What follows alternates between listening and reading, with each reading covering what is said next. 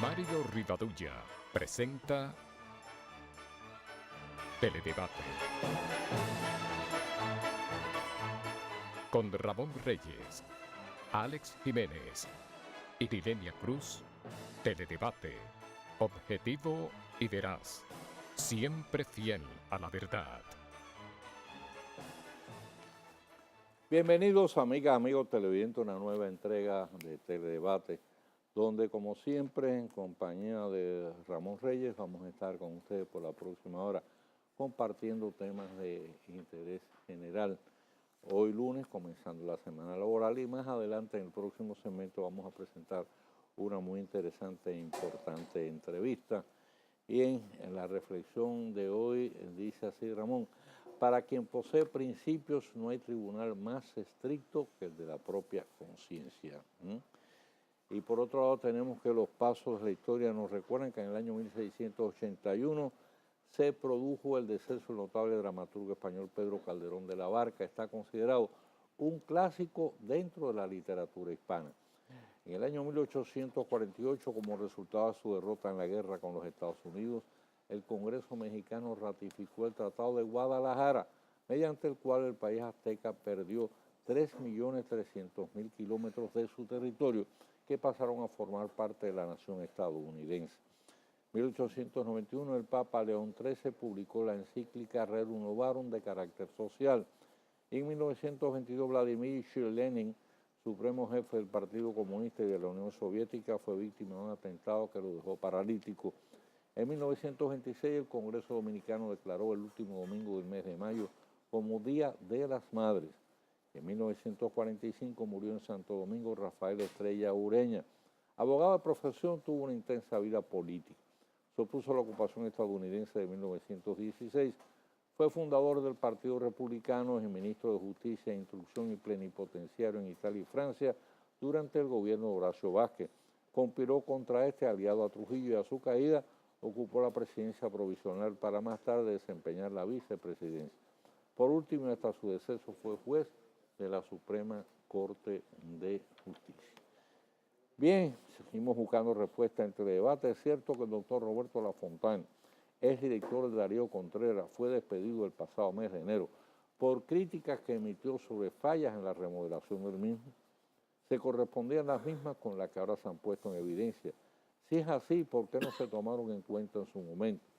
En el mismo orden, ¿cuáles son las razones por las cuales 12 áreas del moderno hospital oncológico inaugurado meses atrás no han sido finalizadas, por lo que el mismo estaría funcionando a mucha menor capacidad de lo esperado, según revela un reportaje publicado en su edición de este día, el periódico Hoy? Y los diferentes rostros de la actualidad, tenemos que hoy a las 10 de la noche, por una amplia red de televisión y radio, que comprende también este canal Telefuturo 23, el expresidente Leonel Fernández se va a dirigir a todo el país. Dada la larga y profunda crisis en el seno del PLD en torno a la modificación constitucional para permitir que el presidente Danilo Medina pueda aspirar a la reelección, seguramente esa hora será de toque de queda y batirá todos los récords de audiencia. La gran pregunta que todos se hacen es: ¿cuál será la postura que asumirá Leonel Fernández ante el controversial tema?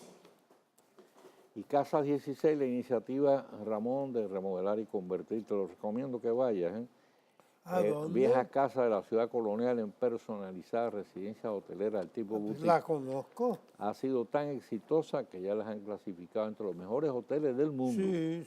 El proyecto comprende alrededor de una docena y media de inmuebles de una forma novedosa de destino turístico, tanto interno como externo, en esa parte de la ciudad cargada de una historia que forma parte de nuestro patrimonio cultural y del Nuevo Mundo, con una antigüedad de 5 siglos. El presidente de la República estuvo hace 3 meses o menos visitando, acompañado de uno de los Vicini, el de la barba, ¿cómo se llama? Juan, acompañado de Juan y otras personas, y la arquitecta de apellido Villalona, quien tiene a su cargo la remodelación de los trabajos. De parte de los trabajos, porque yo la entrevisté, y entonces me dijo que porque insistí en que la iglesia Santa Bárbara, que fue donde bautizaron al Patricio, que se estaba derrumbando. Bueno, ya la semana pasada... Estaba como la Torre de Pisa. Exactamente. La semana pasada hubo un desembolso de dinero y gente trabajando. En 60 Yo me días... imagino que el sacerdote allá, el párroco, le dirigieron una carta dándole las gracias. ¿Eh? Bueno, por lo pronto usted ganó parte del camino del cielo. Tengo ya casi las 3/4 partes ganadas. Bien, señores, multitudinario el acto religioso en que fue beatificado Monseñor Oscar Arnulfo Romero, el obispo salvadoreño asesinado alevosamente mientras celebraba misa durante la larga contienda interna que desangró al país centroamericano por mucho tiempo. Un crimen político cuyo estremecimiento y repudio fueron de alcance mundial. Y en Santiago, un menor de apenas 1 año y 8 meses fue violado y asfixiado. Del horrendo hecho se acusa al esposo de su abuela materna. ¡Wow! Es el segundo caso en apenas unos pocos días. El supuesto autor fue apresado y está siendo investigado. La indignación de los vecinos llega al punto de advertir que si lo sueltan, tomarán justicia por propia mano. Claro. Se entiende su ira, que compartimos a plenitud. El autor de este hecho, quien haya sido, es un verdadero monstruo. Pero hay que esperar resultados de las investigaciones para establecer la posible culpabilidad del detenido y luego darle seguimiento al caso en los tribunales de justicia, exigiendo que ésta no resulte burlada. Todos esos casos son bajo los efectos de la droga. Sí. Y entonces se pone a consumir una droga de mala muerte, esa que venden barata, y comienzan a sufrir alucinaciones y llegan a eso, porque es una monstruosidad, pero, como tú dices. Que la gente no vaya a creer, porque el mensaje suyo, usted da la impresión que usted consuma drogas caras, no baratas. No, todas las drogas son baratas, caras, de mediano plazo, como sea. Sí, pero las más baratas hacen más daño que las caras. Todas hacen daño, pero las más baratas hacen más daño. Productores de pollo y huevos están alegando quejosos una pérdida de hasta 600 millones de pesos cada mes. Dice que es producto de sobreproducción existente, porque se establecieron una cuota y no la cumplen. Ahora, señalan que las limitadas exportaciones a Haití, que en su mayoría son informales, reclaman entonces nuevos mercados. Ahora, la noticia a mí me confunde y me alarma, porque semanas atrás, Ramón, te recuerdo, el ministro de Agricultura ofreció la información de que el mercado ruso se abriría con gran amplitud a la exportación de nuestro hasta ahora quejoso sector avícola. Dice que van a comprar millones y millones de huevos y millones de libras de pollo. Pregunta obligada son si esa operación sigue en pie, si se frustró o si se adelantó el anuncio sin ninguna base concreta simplemente para consumo mediático. Yo creo que el ministro de Agricultura debe despejar dudas al respecto, porque es lo menos que procede en este caso. Los ciudadanos merecemos respeto en ese sentido. Sí, señor. Y que nos den información de carácter confiable. Clara. Y los periodistas también. Y sinceras. Porque esas declaraciones que hizo el ministro de Agricultura en ese momento se le dio un gran despliegue. Por otro lado, los residentes de Valle Nuevo están esperando que el ministro de Medio Ambiente y Recursos Naturales se pronuncie sobre su reclamo de que no se autorice la explotación de la madera en las áreas afectadas por el reciente fuego registrado en la zona. Al efecto plantean dos posibles opciones.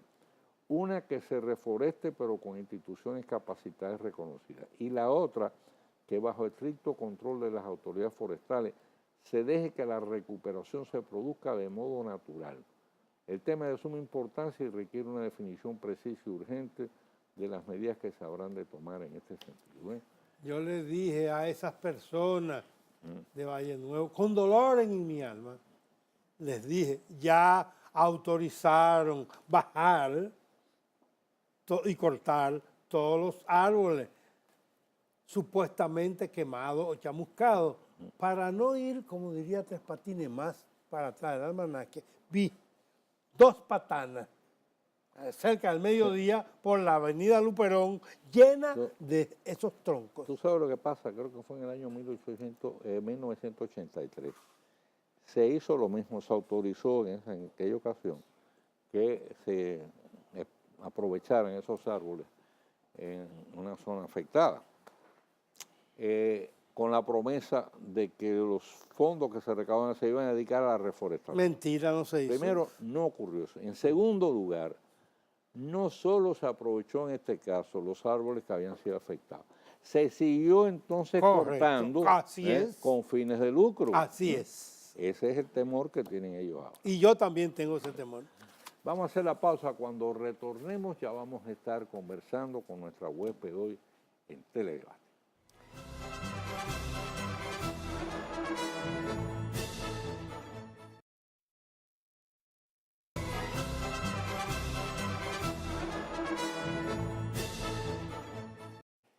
Bien, nos complacemos de recibir en Teledebate a la doctora Yomaira Martínez Soto, abogada, especialista y con experiencia profesional en medio ambiente, cambio climático, regulación energética, graduada en UNIVIA, cursado también en la Pucamaima y en prestigiosas universidades del extranjero, así que bienvenida a Teledebate. Muchas gracias, muchas gracias. Sobre todo un tema que siempre ha sido una constante en este espacio, que es el tema precisamente medioambiental, la preocupación por el cambio climático, por los efectos que eso está ocasionando ya y por los que en el futuro mucho más grave puede representar para el país. Fíjate, en algunos momentos hemos leído que integrantes de la comunidad científica consideran infundadas las voces de alerta sobre el cambio climático. Dice que eso no, como que eso no existe. A su juicio, esa negación tiene algún fundamento científico, o ser otras razones, intereses quizás, ¿no? Excelente opening, ¿verdad? Poniendo sobre la palestra el escepticismo que ha habido con el tema del cambio climático de algunos bloques, como usted bien dice, de intereses. Y yo creo que ya no hay cabida al escepticismo o a la negación de la verdad científica que es el cambio climático, a partir del quinto informe que en el 2013 lanzó el Panel Intergubernamental de Cambio Climático, el IPCC, donde aseveraba que están casi seguros en un 95% de que estos efectos que estamos viviendo en variación del sistema global del clima se debe a causas humanas, o sea, es el efecto antropogénico que realmente está causando que el sistema global del clima varíe fuera de los parámetros que se consideran normales. Entonces ya hay una base científica y ese informe que está a mano de todos, que se llama AR5, del Panel Intergubernamental de Cambio Climático. Entonces tú notas que en la comunidad científica, en ese sentido, hay un mayor margen de credibilidad. Sí, a medida que ha ido pasando el tiempo, porque a todo esto el IPCC se fundó en el 1988 con la Organización Mundial de Meteorología y también el Programa de las Naciones Unidas para el Medio Ambiente. Y la conquista desde el 1988 hacia la fecha ha sido lenta, muy lenta. Pero recién en los últimos 2, 3 años es que se ha avanzado mucho. Claro, ya no hay cabida a la duda. La aseveración ha sido, como les dije, en casi un 100%. Ellos dejan ese margen de error porque como científico al fin, pues, esos ajustes son normales. Sin embargo, ya estamos convencidos de que el cambio climático es una realidad. Mira, una cosa que me impresiona mucho, a veces que lo he escuchado, lo he leído, es el proceso continuo de hielo que está ocurriendo en los polos, ¿no? Y entonces, inclusive, alguien en algún momento se habló o se especuló sobre la posibilidad de que esto pudiera afectar la estabilidad del planeta, ¿no? Claro. Eso es posible, es decir, que tengamos un vuelco, ¿no? Bueno, claro que sí, con el derretimiento de los polos lo que sucede es que compromete el nivel del mar a nivel global y sobre todo compromete mucho más lo que es el tema de vulnerabilidad de estados insulares, ¿verdad? De pequeños estados insulares como lo es República Dominicana y como son los hermanos de Asia-Pacífico, ¿verdad? Vanuatu, Nueva Guinea. O sea, hay muchas islas, Seychelles, Mauritius, que comprometen sus costas y hasta su población en general. Y de ahí que incluso se hable de un fenómeno antropológico o sociológico como es migración por cambio climático. O sea, se prevé que ya la migración no sea únicamente por temas económicos o sociales, sino que eventualmente la pérdida de costa haga que poblaciones se trasladen hacia otras locaciones e incluso hacia otros países.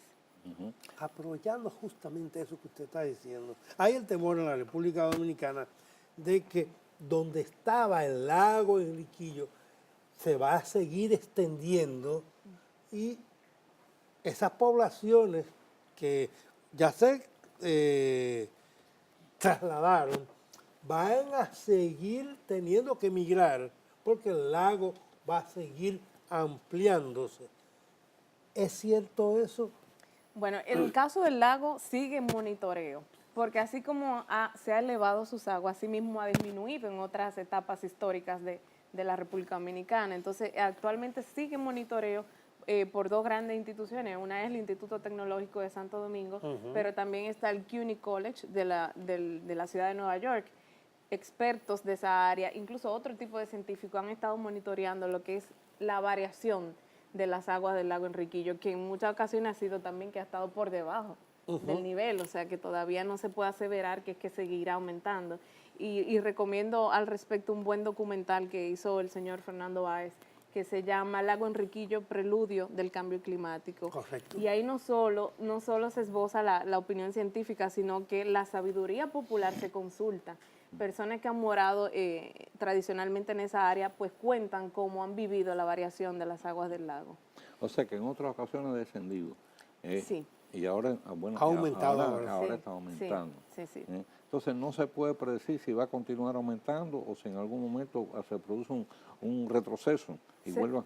Se puede proyectar. De hecho, bajo el proyecto que actualmente coordino, que es la tercera comunicación nacional para la Convención Marco, hay uno de los componentes técnicos que se trata de simular escenarios climáticos. Y dentro de la simulación de escenarios climáticos, pues se simula los cambios en los patrones de lluvia, de precipitación, los cambios relacionados a sequía, a la humedad. Entonces, con ese tipo de parámetros científicos se podría hacer una proyección de si se espera o no una elevación de las aguas en el lago Enriquillo. Mira, ¿cuáles son ahora mismo las señales así más evidentes que hay de los efectos del cambio climático ahora? Bueno, uno de los más claros es precisamente el tema de la sequía y de la escasez de agua. Yo creo que lo vivimos desde República Dominicana hasta otros países de la región latinoamericana. En definitiva, se han prolongado los periodos que se consideraban normales para la sequía y asimismo también se han trastornado otros periodos y los niveles de precipitación y de lluvia. Esos son los signos más evidentes. Y el tema de la pérdida de las costas, que ya lo están experimentando algunos países, Seychelles, por ejemplo. Entonces, a todo esto, las reuniones internacionales que pasan anualmente permiten que los países puedan poner en un escenario común cómo van sintiendo los efectos adversos del cambio climático. En otros casos no son adversos, sino positivos. Por ejemplo, en algunos casos en Chile, la variación de temperatura ha beneficiado algunas cepas de uva para la producción de vino. Entonces, lamentablemente, a países como el nuestro, la mayoría de las consecuencias sí son adversas. Han sido negativas. Sí. Y la mano del hombre en la República Dominicana no ha contribuido porque, por ejemplo, en el este ya prácticamente no hay una zona coralina en la playa del este, en Bávaro y Punta Cana, porque nosotros mismos la hemos destruido, esa zona coralina. Bueno, el tema de los corales relacionado con cambio climático se refiere específicamente al fenómeno de blanqueamiento de los corales, que es por un aumento, una variación en la temperatura, una de los componentes ecosistémicos que viven dentro de los arrecifes coralinos, pues se desplaza hacia otros lugares, entonces el arrecife pierde color y pierde por tanto sus nutrientes y se va debilitando. Y eso es lo que llaman los científicos blanqueamiento de corales. Es bueno destacar que a todo esto yo soy abogada, entonces manejo con cierta limitante el tema de las ciencias climáticas, pero sí el blanqueamiento de corales es otro de los indicios de que efectivamente el cambio climático está afectando nuestras costas. Y dentro del mismo proyecto de tercera comunicación también vamos a hacer una actualización de un análisis de vulnerabilidad en el sector de recursos costeros marinos. O sea, que sí vamos a tener información en ese sentido pronto. Y actualizada. Tú estabas hablando de la sequía. Tengo entendido, por ejemplo, que Brasil está siendo muy afectada también por el proceso de la sequía con el cambio climático. Y inclusive se prevé una escasez de alimentos. Recientemente el presidente Danilo Medina advirtió sobre el tema, habló sobre la necesidad de garantizar la seguridad alimentaria frente a una previsible carestía que va a haber de alimentos en el mundo, por un lado por los efectos del cambio climático, es decir, los efectos de la sequía, y por otro lado, bueno, pues el aumento de la población. En efecto, y ese es otro de los temas que también estamos trabajando dentro del proyecto. Hay un enfoque del análisis de vulnerabilidad a la seguridad alimentaria, cómo variaciones en estos temas que hemos hablado afectaría la disponibilidad y la calidad de alimentos en República Dominicana, enfocado a aquellos productos que son básicos en la canasta nuestra, ¿verdad? Las legumbres, el arroz, cómo una variación en estos temas que hemos hablado, en estos criterios como sequía, precipitación, humedad, afectaría la disponibilidad y la calidad de esos productos tradicionalmente disponibles para el dominicano. Claro. O sea que sí, también ese es uno de los grandes temas vinculados al cambio climático. Vamos a hacer una pausa con tu Sí, permiso y sí, regresamos. claro.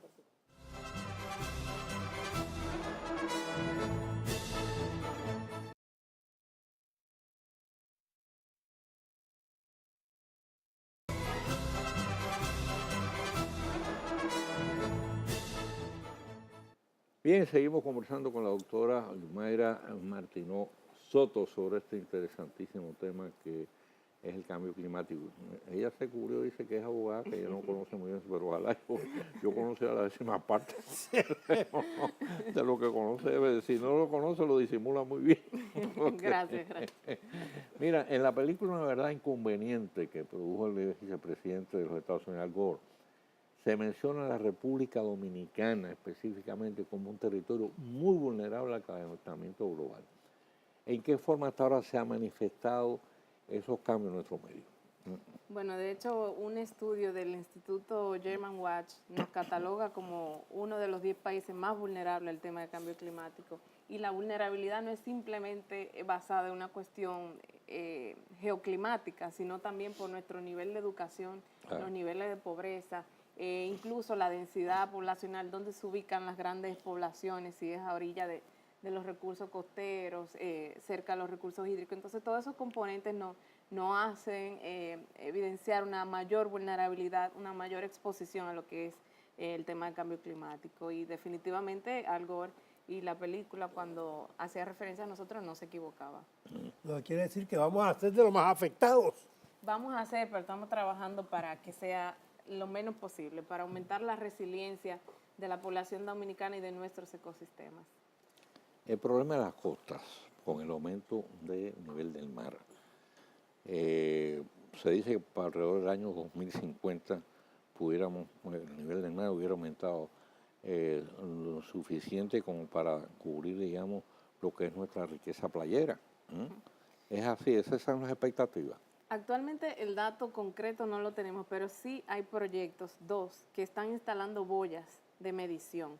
Y esto está siendo instalado de la mano de la Oficina Nacional de Meteorología, ONAMED, con apoyo de centros regionales relacionados al tema del cambio climático y el Consejo Nacional para el Cambio Climático y Mecanismo de Desarrollo Limpio. Esas boyas permitirán, que están en proceso de instalación, tener una mayor certeza en la data y en la proyección de cómo se elevaría el nivel del mar en República Dominicana.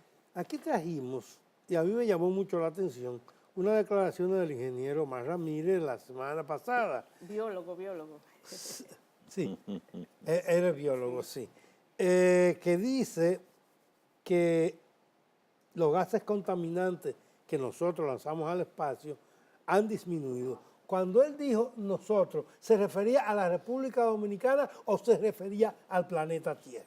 Se refería definitivamente a la República Dominicana, porque probablemente eso fue en el escenario en presidencia hace unos días, donde el Ministerio de Recursos Naturales, de la mano con el Consejo Nacional para el Cambio Climático y el Programa de las Naciones Unidas para el Desarrollo, lanzamos un primer resultado de lo que es nuestro Inventario Nacional de Gases de Efecto Invernadero, donde en un trabajo mancomunado, tanto el gobierno dominicano como empresas y gremios de la sociedad civil, del sector privado y la academia, pues organizamos grupos de trabajo por sectores claves. Estuvo sector energía, desechos, agricultura, procesos industriales. Y ahí se levantó la data de cómo anda en términos de emisiones República Dominicana. Y se utilizó como año base el año 2010. Esto es bajo lo que es el proyecto Tercera Comunicación Nacional, que es en cumplimiento al Convenio Marco de Naciones Unidas sobre Cambio Climático. Entonces sí, en proporción al desarrollo que hemos tenido económico, social y ambiental, República Dominicana ha mantenido sus emisiones de gas de efecto invernadero. Por tanto, ha crecido sin aumentar su huella de carbono. Y todos esos vehículos que andan por las calles sin filtro, emitiendo a diario, entre el 2010 y el 2015, que es donde estamos, el parque vehicular ha crecido casi a la mitad. Entonces, ¿cómo es que hemos reducido? Explíquemelo para que yo lo entienda. Me encantan esas preguntas. Ante todo, todos estos cálculos se hacen con la metodología que manda el Panel Intergubernamental de Cambio Climático y son bastante rigurosas. Y básicamente lo que se calcula en el sector energía, que incluye transporte, es la combustión. Qué tipo de combustible estamos usando y cuántas emisiones en base a ese combustible utilizado tenemos. Entonces, como estamos analizando el año 2010, por eso decimos que no ha habido un aumento considerable. Ahora bien, para la cuarta comunicación nacional vamos a ponderar exactamente esos años que usted hace referencia, 2010 a 2015, porque actualmente si comparamos los resultados de esta tercera comunicación con la segunda comunicación, ahí es que decimos que no ha habido un incremento considerable en las emisiones, pero sí probablemente para la próxima vamos a tener que rendir cuentas, ¿no? ¿Cuándo será la próxima? La próxima se reporta cada 4 años en las comunicaciones nacionales, entonces estamos hablando que si entregamos 19-20, pero coincidirá también con las métricas y la evaluación que se lleva a cabo a través de la Estrategia Nacional de Desarrollo y el Ministerio de Economía, Planificación y Desarrollo. Pero hay una realidad y es esta. Para poder enfrentar esa situación, hace falta un compromiso de carácter colectivo. Así es. Por ejemplo, cuando yo leí esa información que dio el biólogo Omar Ramírez, biólogo, sí, pero ingeniero, ¿no? Ingeniero, biólogo, Omar Ramírez, él hablaba que en el caso nuestro había descendido de 3.2 creo a 2.2, algo así, de un punto. Pero decía que en Trinidad y Tobago es de 22 puntos, o sea, 10 veces más que la República Dominicana. Son economías distintas. Trinidad y Tobago tiene una industria petrolera. No, yo entiendo, también, pero entonces, que yo lo que me pregunto es esto, ¿y qué hacemos con que unos países reduzcan de manera significativa el efecto invernadero y en cambio otros países sigan contaminando el ambiente? Bueno, y China y Estados Unidos, por ejemplo. Bueno, ya hay un acuerdo previo, se supone, entre ellos para llegar a un consenso. Este año se celebra una de las conferencias más importantes y es la 21ª conferencia de las partes. Se hace anualmente, pero la de este año es particularmente importante porque se espera un nuevo régimen climático donde los países van a llegar con compromisos ya predefinidos que deben tener listos en junio, ahora el mes entrante, bueno, la semana que viene, para entonces acordar hacia dónde se dirige el mundo en su desarrollo, bajo en emisiones, carbono neutral. Entonces, en ese sentido, sí, es muy cierto su aseveración. Los países, de manera individual, no vamos a lograr la meta de estabilizar los gases de efecto invernadero, sino que es un esfuerzo global, mancomunado. Y a eso se espera que lleguemos con esta COP21 que va a ser en Francia. Aquí específicamente, ¿qué medidas se han venido implementando para hacer nuestra contribución, en este caso, a la preservación del medio ambiente? Bueno, tanto desde el Ministerio de Medio Ambiente como desde el Consejo Nacional para el Cambio Climático se han implementado medidas. Por ejemplo, desde el Ministerio de Medio Ambiente se ha fomentado todo lo que es producción más limpia, que no es más que incentivar a los productores privados a implementar prácticas más eficientes de generación eléctrica, de producción, de transportación, de reaprovechamiento de sus residuos. Y esto viene desde el 2005 hasta la fecha creciendo con fuerza hasta el punto que tiene una premiación nacional y una premiación a nivel local de esas empresas que van implementando medidas de producción más limpia. Desde el Consejo Nacional para el Cambio Climático, pues se ha venido implementando lo que son los mecanismos de desarrollo limpio.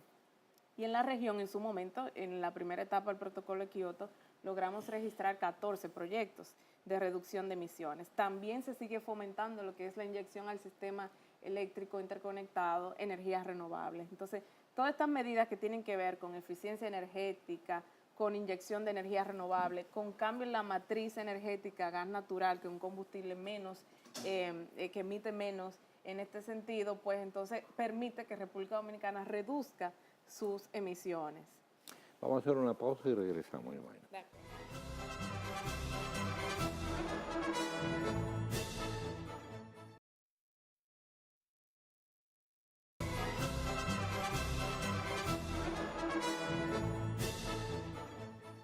Bien, bueno, pues tenemos ya los minutos finales, esta interesantísima y orientadora entrevista. Démelo a mí, sí señor. Deme esos 6 minutos. Yo no me quiero ir, vamos a alargar esta entrevista. Mire,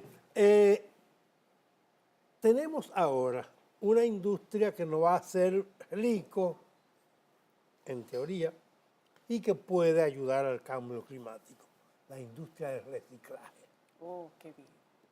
¿Hasta qué punto puede contribuir si ya hemos echado las bases para esa industria, cuando todavía tenemos un Duquesa ahí que está contaminando a toda la capital, todo el Gran Santo Domingo?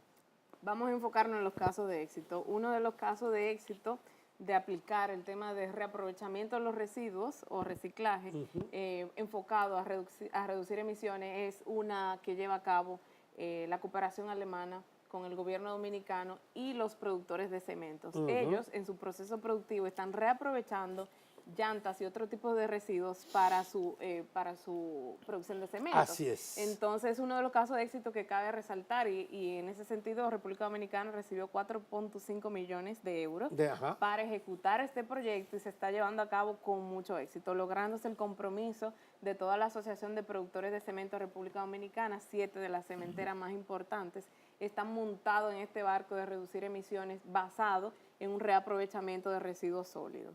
O sea que sí hay cabida para mejores prácticas empresariales, para reducir costos, pero sobre todo para reaprovechar la vida útil de los residuos. En República Dominicana tenemos que empezar a ver la basura como materia prima. Sí, como negocio. ¿Verdad? Exactamente. Y no como desechos. En Punta Cana creo que hay también un proyecto interesante. La gente de Punta Cana. El grupo Punta Cana ha implementado varias medidas de lo que yo le comentaba al inicio, que es producción más limpia. Sí, la Fundación Punta Cana. Sí, creo que tienen el tema de biomasa y no sé qué otro en particular, pero sí sé que son de los abanderados del tema de producción más limpia y de sostenibilidad ambiental en República Dominicana. Antes ellos pagaban para que les recogieran la basura. Ahora le pagan a ellos por la basura que ellos generan. Sí, hay muchas empresas que llevan a cabo esta práctica.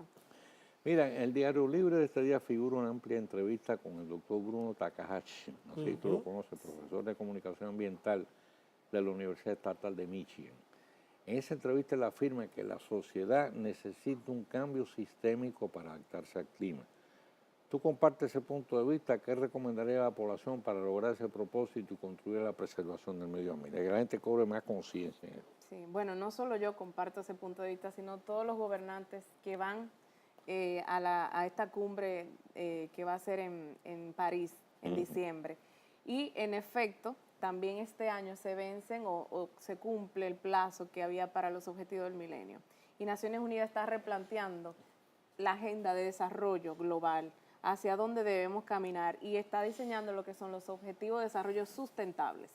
Y esos objetivos de desarrollo sustentable pues están basados precisamente en este cambio sistémico que hablaba el profesor Bruno, y es que ya esto no se va a llevar a cabo desde una manera unilateral desde el gobierno, sino que necesita el concurso de voluntades de todas las fuerzas vivas que componen el Estado, que componen un país. Y mi primera recomendación es cosas como esta, informar a la población, que la población se empodere de este tipo de instrumentos, que no entienda que es una labor únicamente de los gobernantes, sino que cada ciudadano y ciudadana tiene un rol esencial en el ahorro energético, en el reaprovechamiento de los residuos, en informar a sus hijos y a otras generaciones cómo hacer un uso eficiente del recurso agua, por ejemplo, cómo conservar nuestros bosques. Entonces, en definitiva, el mensaje es a empoderarnos de lo que es la conservación ambiental y empoderarnos de lo que es reducir las emisiones que están a nuestra responsabilidad en este momento. Tomaira, muchísimas gracias por haber estado con nosotros, muy interesantísimo. Gracias a ustedes.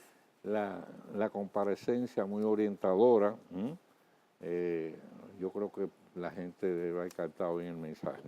Muchas gracias a ustedes. Esperamos que vengas pronto por acá. Yo pensé que no le iba a decir eso. No, siempre a su orden. Un gusto.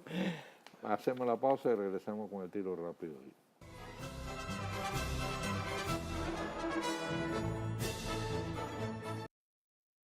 Teledebate El Tiro Rápido de Mario Rivadavia.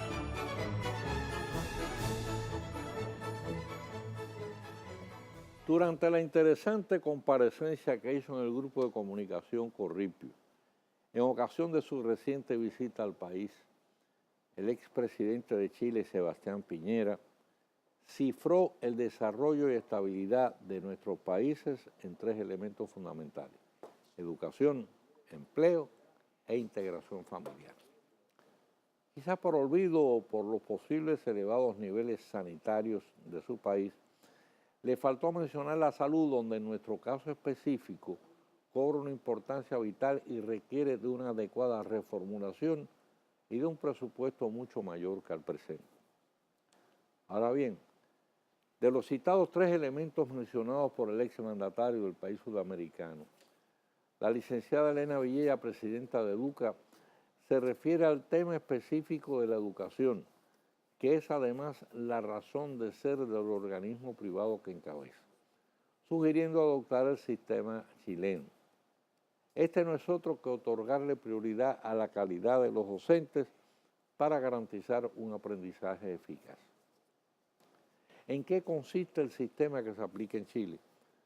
Por un lado, en proveer las mejores condiciones laborales para los educadores, incrementando su motivación, dedicación y superación en el otorgamiento de incentivos que les permitan mejorar su calidad de vida en base a su rendimiento en las aulas. A mejor desempeño, mayor retribución. Es una ecuación justa. La propuesta no se limita, sin embargo, a premiar los méritos que acumulen los docentes por su conocimiento y capacidad para transmitirlo, así como para estimular la capacidad de razonamiento de los alumnos, más claro, para enseñarlos a pensar. El tema de la responsabilidad familiar también juega un papel de suma importancia.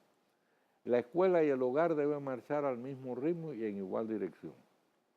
Los padres tienen que involucrarse directamente en la educación de sus hijos. Tienen que ser copartícipes activos de ese proceso. Para la licenciada Villella el tema es repetitivo. Lo ha sido también para nosotros en Teledebate al insistir una y otra vez en que sin buenos maestros no puede haber buenos alumnos. Estos, en definitiva, es decir, los maestros, son el eje alrededor del cual gira el proceso de preparación académica y cívica de los educandos. Lo que se trata es de forjar ciudadanos capaces al tiempo que responsables, útiles a la sociedad y comprometidos no solo con su progreso personal, sino también con el progreso colectivo.